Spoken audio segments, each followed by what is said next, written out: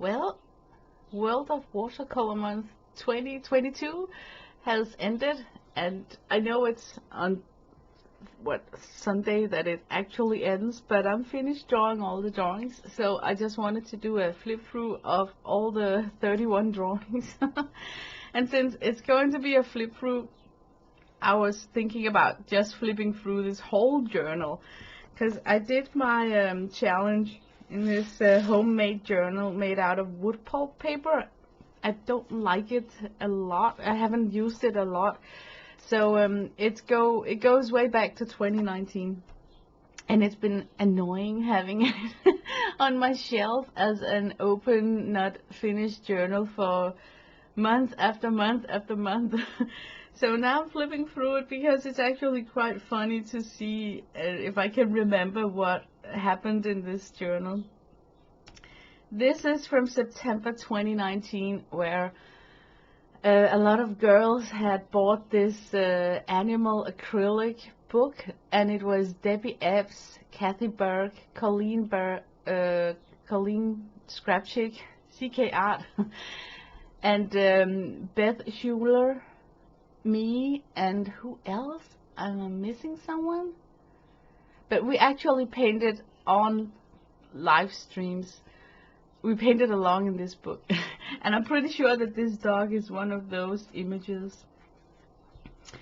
And then I received some happy mail from Norma Limo, where she included these Tim Holtz images, so I tried to just make this spread about it. Then I attended a bingo night, I think it's called. Beth arranged these bingo nights, so this is from September 2019, where she kind of calls out what you're gonna grab and use on your page spread. So it's very random what comes out of these pages, and it's so funny. You know, it's like an hour of exercise because she makes you run around your whole room grabbing for things like ribbon, washi, stencil, flowers. So yeah, it's just a different way of having a spread out when you have to include circles in punched out shapes and stuff. So really fun. I ate his liver with some fava beans and a nice Chianti. That's actually a quote from Silence with the Lambs. I don't know what. I think it's because this image here came out really spooky, so I put a butterfly on the mouth, and then it totally reminded me of the front cover of the movie Silence of the Lambs. That's the only explanation I have. This is also a Beth Schuler stream. Actually, I think it's one of those bingo nights too, where you use a stencil, draw something. Yeah, most of my pages from the bingo nights and Dirty Dozens, I try to make it look like a spread, so it's some of them looked a little bit difficult to recall what it is. This one got some of that glue, foil. It's called foil. That's totally sticky. Foil is your worst friend if you work in a journal, because it just sticks the pages together if you use that foil glue. This looks like a Beth Bingo also. Turned out to be this spread. They are not really messy. Like, we had to include bumblebees, so the only way to include them was because I started with this ocean theme, was to give them like divers helmets. Otherwise it would not make any sense why there would be bumblebees in the ocean. Here I got this napkin that's kind of weird. You have the profile of one face here and then also a face here. So it was like the hardest napkin for me to work with, so I tried to do this spread on my own. Yeah, I don't really know what this is. You know, some of the pages in this journal are like, this is a Mary Atelier Dirty Dozen. No date on it, but here 2020. So yeah, it does look like totally dirty. A lot of things going on. This is how I felt inside when I began being sick. So, oh yeah, now I remember there's some, like, I couldn't, my feet were so swollen I couldn't wear socks. And, yeah, so now some, like, really depressing pages are coming where I'm sleepless and in pain. Okay, now comes some recent ones. Okay, now we're coming to the current place, but this is actually how much I've done in this journal. So can you picture how annoying it is to have that journal with all these pages left and just standing on a shelf year after year?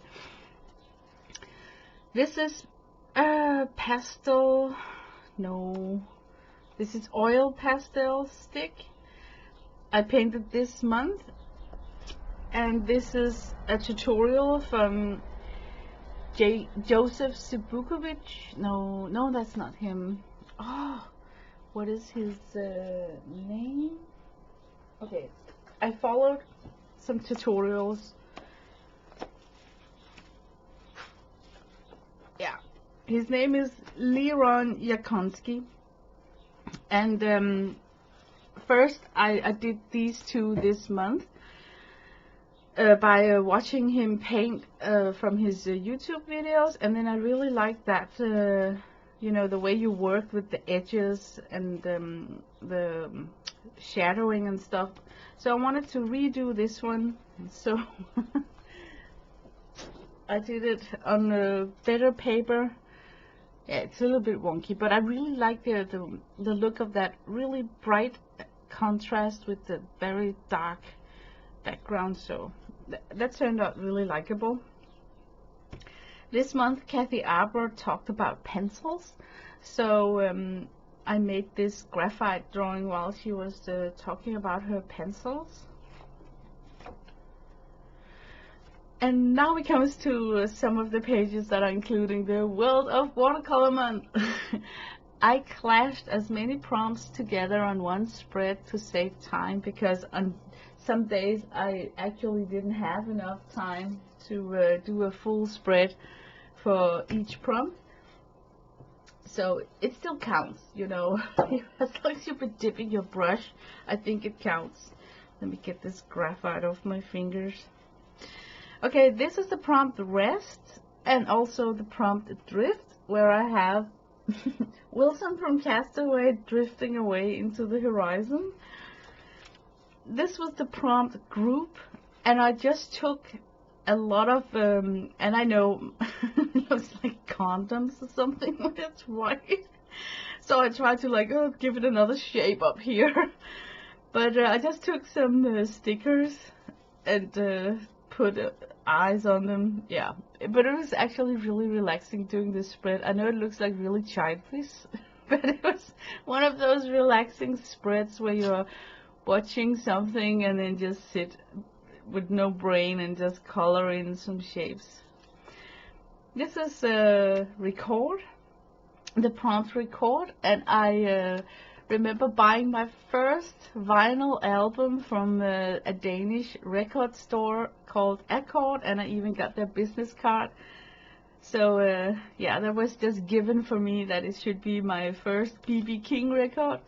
And what happened to this record was that we were having a party, and then somebody just put this record on the windowsill, and then we went out in town and we came back and we slept, and the sun was shining into the window. So when we woke up the next morning, the record was like bended, you know. It melted or something. It was not like totally Salvador Dali bent, but it was like wonky. So because that record was so precious to me, I couldn't just throw it out. So I remember that we took a glass, and then we took the record on top of the glass, and then we put it in the oven and I don't know what degrees and how long, and then we just watched it melt down, you know, from the glass, and then I managed to make my own lamp. What's it called? Oh, I know the Danish word.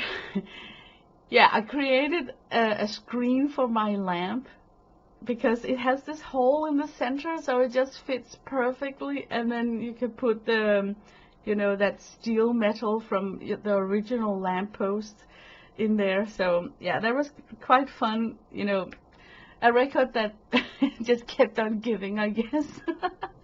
Yeah, but that was a rabbit hole. This is also a prompt called Breathe, and I got inspired by a book that Kathy Arbor showed on her stream. And it was this page spread about, it was a woman who painted the whole life in paintings, and it was very, very inspiring to look at. You know, all the difficulty you go through in the phases of life.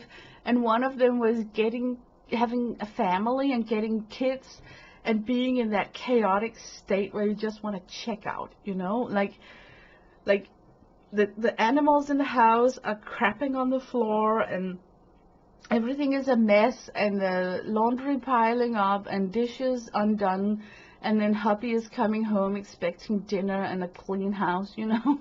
And the woman in the drawing was sitting in darkness hiding under her desk.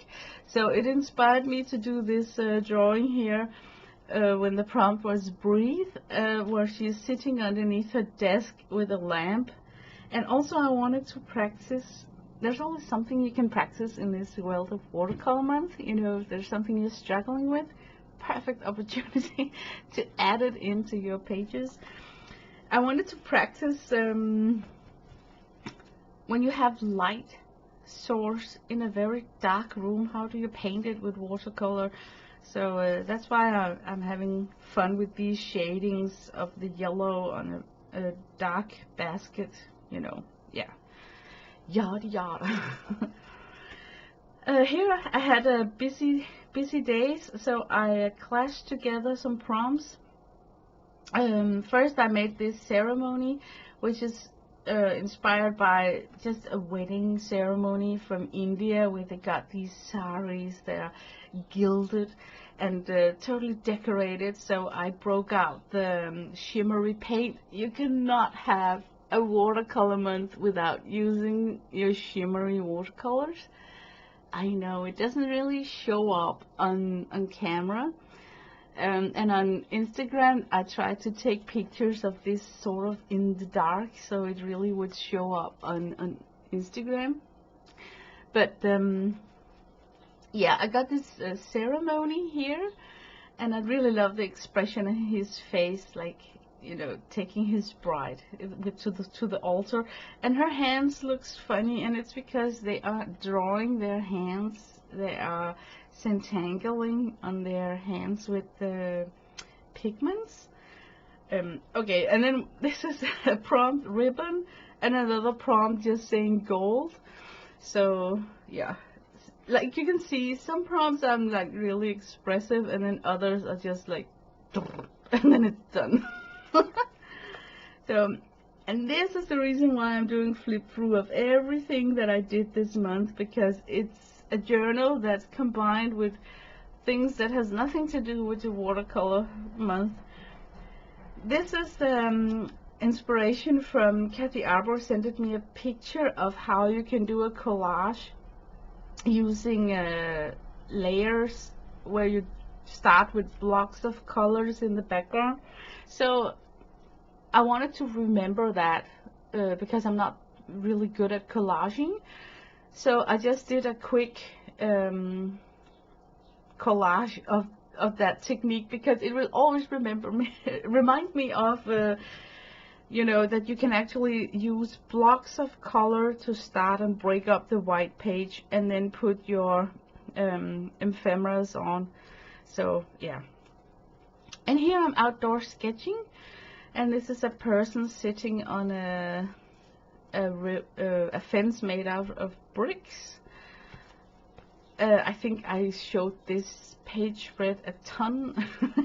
It's simply just my outdoor sketching pictures glued on top of jelly prints, and then I practice my writing. And this is one of the prompts, and it's confident, and I was immediately thinking about, you know, back, it's not that long ago actually, if you look at a timeline, but there was like 100 years ago, people had not yet invented kites where you can fly in them, or you know, the chopper, or you know, there's a lot of things when it comes to Air Force that has not been invented 100 years ago. And it really must have taken so much confidence in yourself when you sit down and from a bicycle build up this flying machine. So I immediately thought about those people just bicycling off a cliff, hoping that these wings that they constructed in their basement a cold winter would hold and bear. I mean, it's lingering stupidity, right? So I just called it inspired by the movie title, Those Men and Their Magnificent Flying Machines. And then I received some happy mail from Didi, so it's embellished with the giveaway that I won from Didi, and also some quotes that talks about your possibilities. So yeah, it turned out to be like a fun spread where I laughed a lot inside. So this is my least favorite prompt this month, because it totally reminds me of Auschwitz, and that was not the intention. The prompt is crowd, and I was thinking about Miyazaki, you know, the painter from Paints with Holbein paints.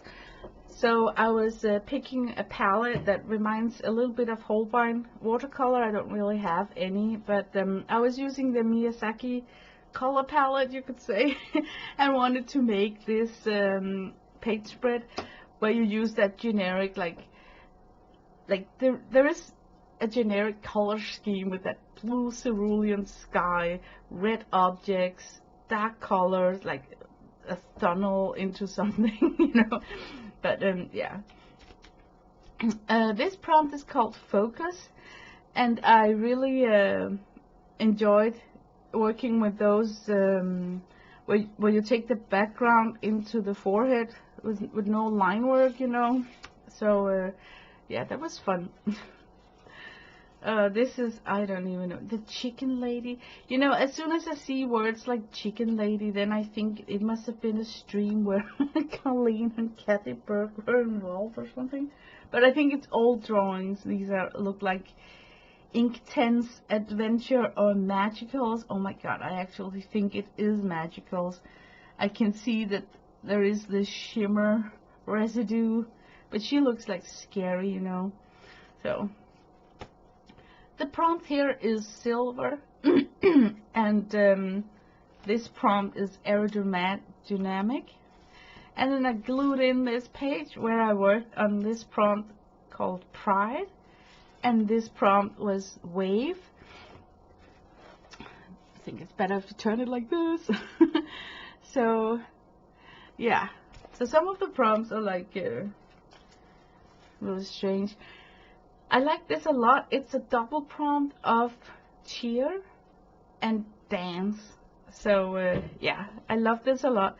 I got inspired by this woman because I looked at flamenco dances on Pinterest, I think. This is my favorite page spread, and I think it's because of the colors. Just really in your face. This is my take on some abstract where the prompt was resistance. So I used oil pastels that will resist the water color. I used that in my drawing here. And this prompt was feminism. No, not feminism. What was it? Strong. That was it. Strong. So I choose to focus on feminism. And this is also two prompts mashed together. It's a prompt called Center and Travel. So I really had fun with this section down here. You know, when you have to travel and you make your own travel kits. You have to pack your Midori and your favorite palette and the foldable cup and your travel brush. And so yeah, this is just really nice, and also a nice opportunity to do some more practice with that writing, you know. And speaking about practice, I think I took a water brush. Yeah, it must be a water. It's been a long time. I actually practice brush lettering with a water brush just dipped in watercolor. So let me just read them up. I haven't read them for a long time. I've not lost my mind. Half of it just wandered off and the other half went looking for it. Okay. I rolled my eyes so hard I checked my own ass. Buy the shoes. No point in being the richest bitch in the cemetery. I forgot this. I think we need Eileen's voice, like, just buy the damn shoes. No point in being the richest bitch in the cemetery.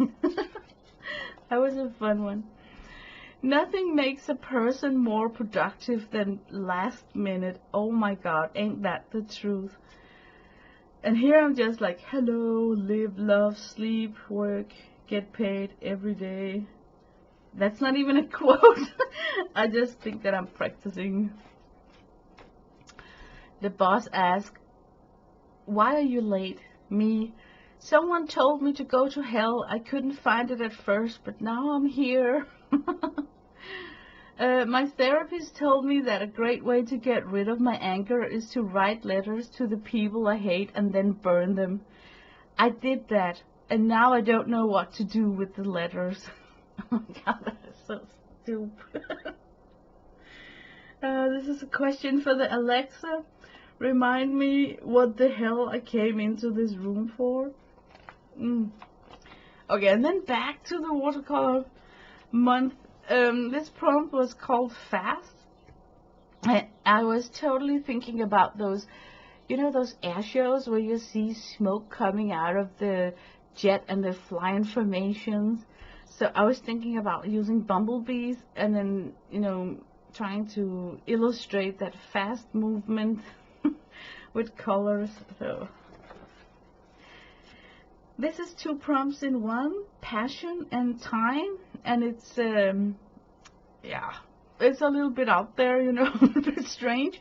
And it's because when I started the World of Watercolor Month, I was hoping that I could give it an abstract take. So the grip of all my drawings would have like an abstraction built inside of it, but it just turned out to be too hard. I mean, I was looking down the list of prompts and I was like, how can I make abstraction of, you know, ribbon? And, you know, like there's just like so many things on that prompt list that I thought that, oh, I'm gonna make it a Peter for myself. So I quickly ditched that idea. This is gold and this is bronze. And oh, I love this spread. This is my second favorite, I think. It's 2 prompts. One is perform and then home. I just love it. 2 prompts again. Patriotic. I got the Danish flag. And then welcome is the other prompt. So we were so lucky that we had the Tour de France started in Denmark. Yeah, it was like the grand crew of Danish Tour de France this year, because we also kind of had a Dane in league from the beginning, you know, with the mountain jersey, and then we were so fortunate that Jonas Vingegaard grabbed the yellow jersey and won the Tour de France. So it has been like 3 weeks this summer where me and hubby has binge watched Tour de France. I will always remember this summer for that. So, and this is the first prompt that I did, and it was, you know, like I said, when I was thinking about, oh, I want to do it abstract. So I try to, it's called train, so I'm trying to work with those things, but it's difficult. This month I also took down the light fastness test of my gouache. I got an Arctic's gouache palette that was hanging in the window for 100 days. It's faded a little bit, but most significant is the Prussian blue color that totally lost its value. So that's the only thing that I can kind of put my finger on. But it's the first time that I tested gouache for light fastness, and I was just curious, you know. So that was it, and then it's finished. Oh man, now I can finally put this journal aside. But I promised you guys that I would show you the rest of my drawings that I have been working with in this month. So here is the second part. Well, I showed those spread, but I also found a very mischievous, weird set of really bad watercolors. So I was testing them out on this piece here, where I'm testing how it flows, and it didn't, how it kind of mixed, and it was muddy and chunky because there's a lot of pigment clashed together in each pan. So yeah, this was kind of a tester drawing. And then I dug out my Andrew Loomis book, because I bought a pencil set and started to remember I said that I had marbled a lot of pages. I used up a whole marble kit, and I bound it together like in a book. So I wanted to be my sketch graphite book for this year. So I started to sketch something, and I only got to do one of the Andrew Loomis girls, and it's the girl from page 45. Let's see what page 45 is. So yeah, it's like a small study. Okay, page 45. Okay, there's something wrong. Maybe, oh, it's her. I can see it's her. So it's not a look-alike, you know, but yeah, I'm still trying, just trying. And then let's see, what else did I do in books. For those who were in my stream yesterday, I showed my jelly prints. I jelly printed this month 2 times actually. This is the latest jelly print session, where I did try to get the light jelly prints inspired by Kathy Arbor, and this is from a jelly print session I had with I was a guest at Kathy Arbor's stream. Yeah, now I'm losing my chain of thought because I feel that I'm repeating myself, because in that other sketchbook where I did the World of Watercolor Month, I actually was outdoor sketching a couple of times this month. So these are from the same sketch session. This is also the same sketch session with that one. So I did some of that, and then I remember I made that glass. Yeah, this glass. And then I did this painting inspired by Leron Yakunsky, and I did this oil pastel one. And just to round off the sketchbooks, I did a flip through on this yesterday. I am taking up the drawing lessons provided by Kathy Arbor on her YouTube channel, where she is doing a mixed media watercolor solution to a lot of things, and I want to learn that, where you include your pencil work and pen work into your watercolors. So this is also from a stream from Kathy Arbor, and I think if you're a member that you can actually get the sketches for these paintings. And this is inspired by Lindsay the Frugal Crafter, who showed how to do fossils using the Derwent Inktense graphite pencil. Not Inktense, the Derwent. Oh my god, I keep mucking things up. Derwent graphite pencils. They got like a very special color scheme that's very like mute, you could say. So I just played more about this dinosaur fossil painting things. And then I jelly printed directly in this book because I wanted to avoid that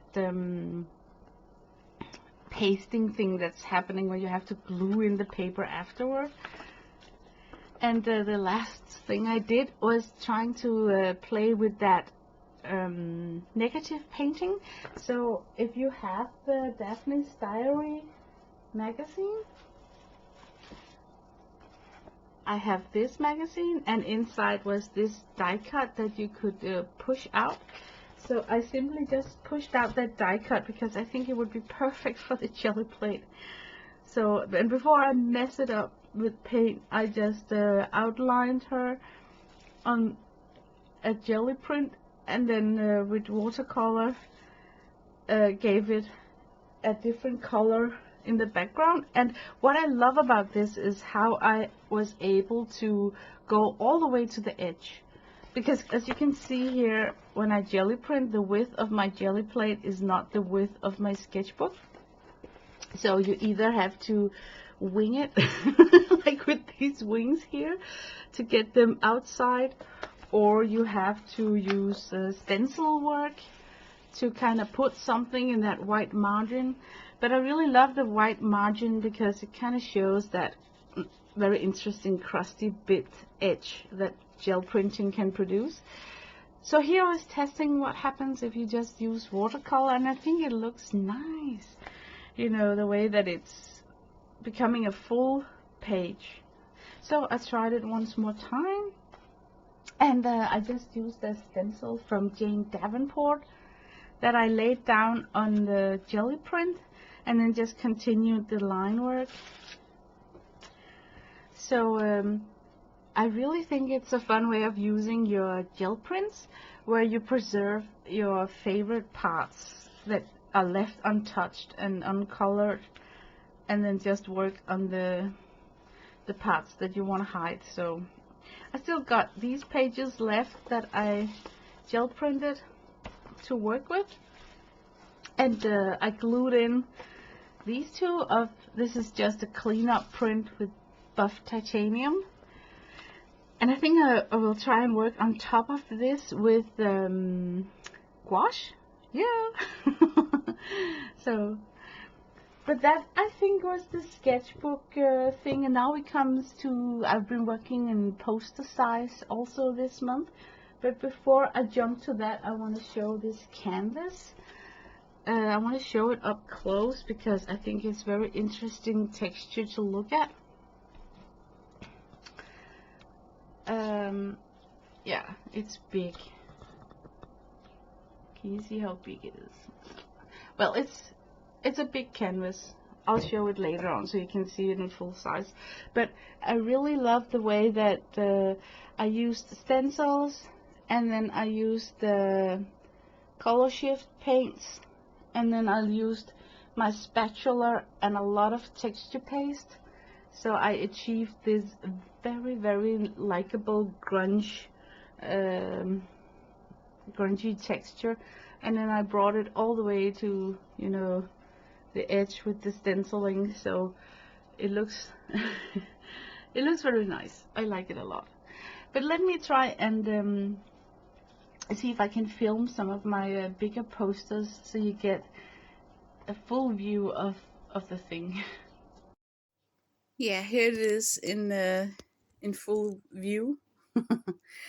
I put it on my easel. I am reproducing a painting that I did with oil pastels, but this time with gouache, just because I want to get to know gouache better. And the painting is inspired by Leron Yakonski's oil painting, actually, and this is how it looks in oil pastels. Yeah, it's a big poster size, 24 inches times 33 inches, and it's currently hanging on top of a work desk we have in white inside our living room. I don't know if you can say like painted when it's done with pastel sticks, but it's nice to have it secure by glass in a frame. So yeah, and then I called the boat Linux, like Miss Linux, because the boat is always a she, right? So that's one of the creations from this month. Then on a poster size, I'm just gonna call it poster size because it's the same size. I worked with a technique that I saw at CK Art Colleen Scrapchick stream, where you took washi tapes and then just threw all kinds of stencils and stamps and stuff like that. And I've been making the background but needed something to be drawn on top of it. So this month I finished off putting Dorland wax on these so that what's ever been glued down in the background will not like lift off. So you can kind of say that. And I've been working on and off on this for quite a while because I didn't quite know what to put on top of it.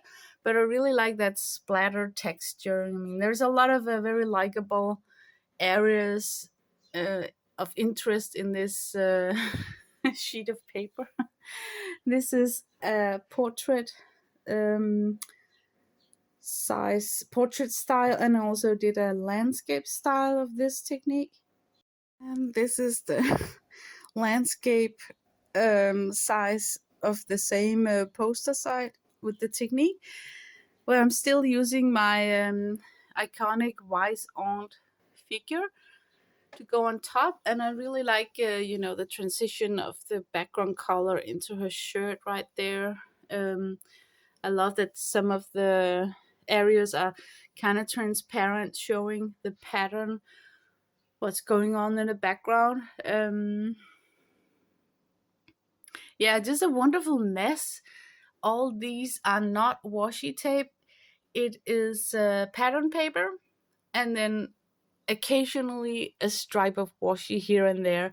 Where the first one that I tried out was primarily washi tapes, but here I'm trying to work with a paper pad cut up in stripes, and I kind of like it a lot. I'm gonna try this once more, where the background kind of take the shape of a skyline, because I think that that wise aunt with her shades on looked like a New Yorker somehow. So I want to do it one more time, but this time with a city skylight is it called that in the background. And then I worked on a couple of monkeys this month, also in giant poster size. And I got inspired by have you guys seen the NFTs, non fungible tokens, in the crypto world, where they got that generic monkey? And it's always like a digital produced monkey with the shades on or something, but it's like very grainy performed. So I just wanted to paint monkeys because I watched those NFTs. What I especially love about this painting, it's done in acrylic. I tried to make the glasses transparent so you can see that he's looking back at you inside his glasses. So what I did was that I just put shades up here to express the eyebrow, and then I very subtly drew in his eyes, and I think that's what makes it so cool. I also used some stencils to break up that very flat painted jacket, but I think that the flat um, background and jacket is just a kind of the style, so I was really holding back on giving it more texture. And I love that he almost got no transition line between the neck and the background. So yeah, it was really fun. I really think it's funny to paint these monkeys. So I did a couple of them. Yeah, they're big. They're like totally white. So I'm just giving it a video shot from this angle because now I'm gonna go closer to it. And now I'm close. I'm as further back as I can get. I really enjoy working with this monkey theme. It's definitely not going to be the last time. I really like the way that I used a mauve and a white to do the skin tone. I love the rough brush strokes. It totally brings up associations to Banksy and his street stencil art. So yeah, really love it a lot. I actually think that I'm gonna frame this one and somehow find a spot in my house to hang him if there is any vacant spots. And once more, I'm filming this from a distance so you get the full picture of it. And now I'm getting up close. Yeah, it was so easy to do the replication of the line work because I could simply just trace it. But this time I tried to be like more rough with my pencil strokes, leaving more unfinished line work because I kind of think that it enhances the imagination when you look at it. So yeah, I really love it a lot. I'm definitely trying to find time to do more of these. They are made in acrylic paint, and if you got a lot of acrylic that is going bad, I can just tell you that working on huge posters like this with one color background helps you use your stash before they grow old. Just saying. And then I swatched out the dot card from Daniel Smith, also on a giant poster size. This is a little bit bigger. Oh my god, I love it so much. I really have been, I wanted to use the swatch card as paint for paintings. So I haven't really dug into that swatch card for a month. Now it's finally here. I wrote down the names of every single color, and when I framed it and looked at it, I realized that since all the names are like the real pigment names, like he don't have any like bird blue or cheese yellow, so I thought that's a pretty damn good tool if you can kind of call out the names of the colors that you have. So I took the crazy time and swatched out my pigments, like my stash colors from my palettes in my drawers. And I really enjoy having done this because I can actually look at my own private swatch card, as I call it, and tell that I don't need any more Daniel Smith colors because I got very interesting paints already in my stash.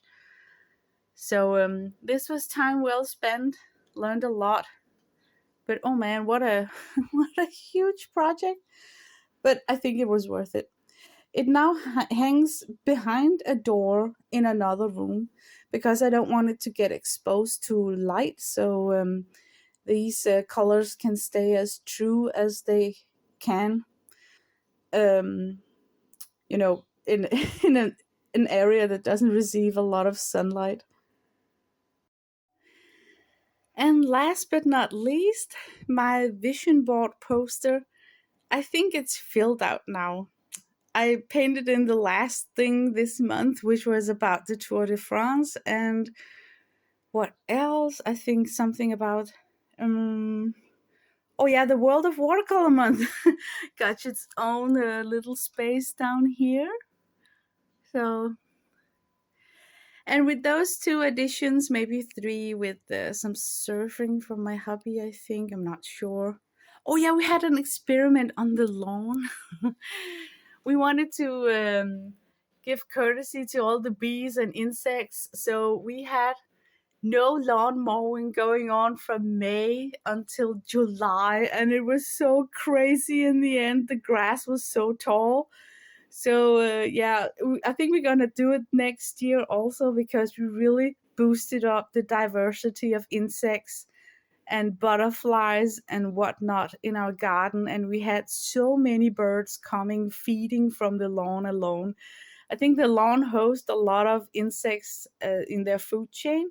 So yeah, when you don't mow it, it just becomes this piece of wildlife. So yeah, but over and all, that was what I've been working with in July month. Thank you for watching all of this madness. And yeah, now I want to say something really fancy about spent this weekend being creative, but I'm afraid of just mimicking other people who say, fancy quotes about it's easy, So I don't want to sound like I'm stealing from anyone, but I want to say the same message.